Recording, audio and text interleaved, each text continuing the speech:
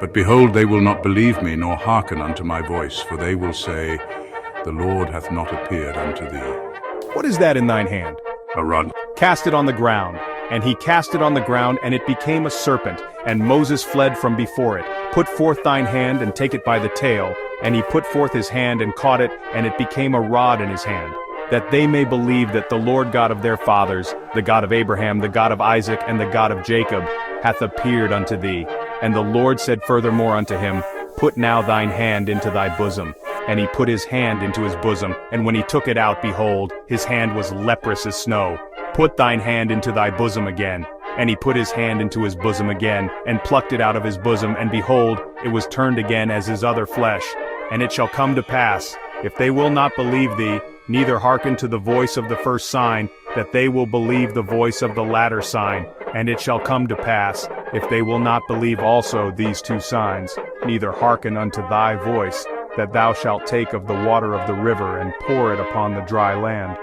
And the water which thou takest out of the river shall become blood upon the dry land. O my Lord, I am not eloquent, neither heretofore, nor since thou hast spoken unto thy servant, but I am slow of speech and of a slow tongue. Who hath made man's mouth, or who maketh the dumb, or deaf, or the seeing, or the blind? Have not I the Lord? Now therefore go, and I will be with thy mouth, and teach thee what thou shalt say. O my Lord, send, I pray thee, by the hand of him whom thou wilt send. Is not Aaron the Levite thy brother? I know that he can speak well, and also behold, he cometh forth to meet thee, and when he seeth thee, he will be glad in his heart. And thou shalt speak unto him, and put words in his mouth, and I will be with thy mouth, and with his mouth, and will teach you what ye shall do. And he shall be thy spokesman unto the people, and he shall be, even he shall be to thee instead of a mouth, and thou shalt be to him instead of God. And thou shalt take this rod in thine hand, wherewith thou shalt do signs.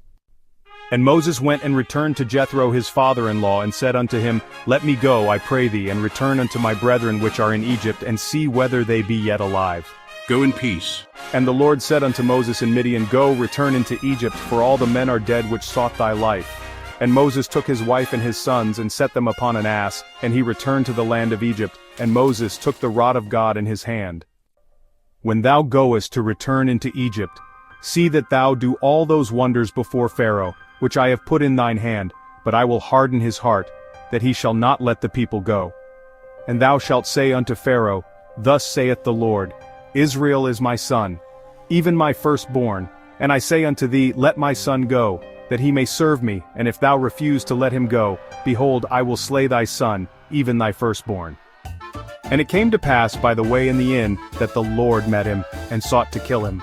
Surely a bloody husband art thou to me. So he let him go. Then she said, A bloody husband thou art because of the circumcision. Go into the wilderness to meet Moses. And he went, and met him in the mount of God, and kissed him. And Moses told Aaron all the words of the Lord who had sent him, and all the signs which he had commanded him. And Moses and Aaron went and gathered together all the elders of the children of Israel. And Aaron spake all the words which the Lord had spoken unto Moses, and did the signs in the sight of the people. And the people believed, and when they heard that the Lord had visited the children of Israel, and that he had looked upon their affliction, then they bowed their heads and worshipped.